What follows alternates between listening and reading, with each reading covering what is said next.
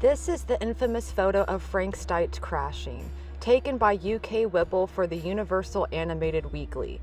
This is the most uncropped version of this image that currently is known.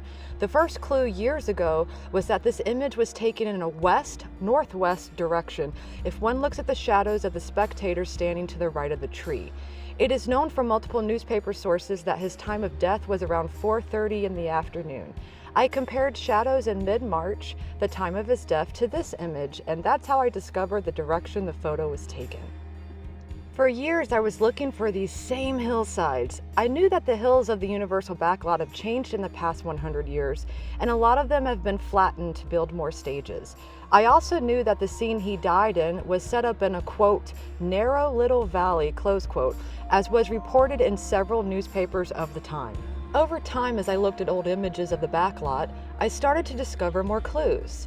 I see on the right hill an old reservoir water tank. I also saw those little shacks on the bottom right of the image. I then started to read text, articles, books, anything I could find. I learned in reading about the two-day festivities for the opening of Universal City in March 1915 that there was a great flood scene performed. I had heard about this flood scene from my research prior. It was a recreation of a scene already shot for a short film directed by Henry McRae, starring Marie Wallkamp, a silent movie actress of the time known for her crazy stunts and flashy westerns. She is the actress seen riding the horse here. It was described as having thousands of gallons of water released from one of two reservoirs that Universal City had at the time on the hillside. Something about this stood out to me, and that's what led me to find these images of this great flood scene.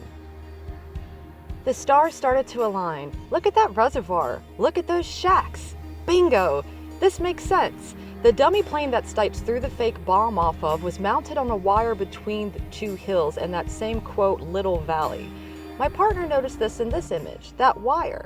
All of this was great discoveries, and I learned a lot about Marie Wallkamp in the process, but it still did not shed light into where in Universal City this flood scene happened specifically. Then I started to notice something else when looking at the flood scene photos. That little white building in the crash photo, I noticed its angle, showing two of its walls by that tree. It seemed like a practical building and not a set. There's a lot of windows and what appears to be stairs or a deck on the right side. I found this same little white building in different angles by this same tree in multiple photos. I had to find proof that this was the same white building as in the crash photo. There's the windows, the stairs, the tree. It has four real sides all the way around. It doesn't appear to be a set. I looked for photos of these two reservoirs. I found a larger one on top of a hill, reseated in the ground, and then a smaller one more visible on the hillside. Then I found the absolute proof. Maps. This is a topographical map from 1960. I noticed this little valley. I then found these maps from 1916, a year after Stites died, and boom! I found those two reservoirs and what I believe to be that same little white building, building MS 159.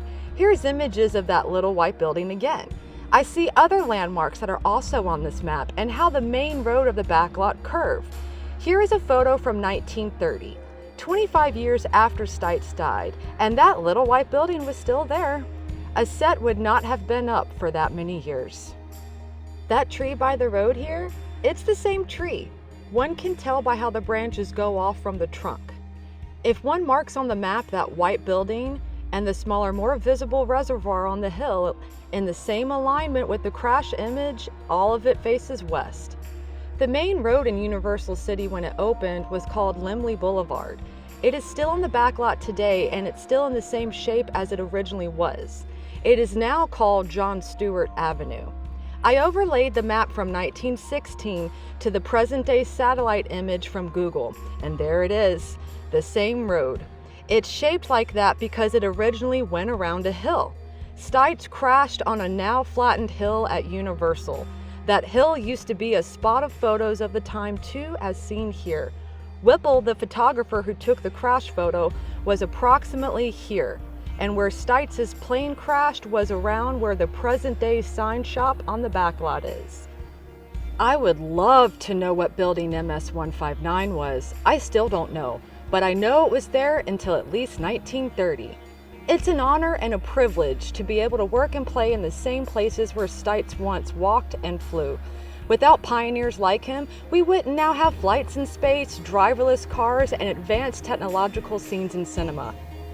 Live or die, I fly.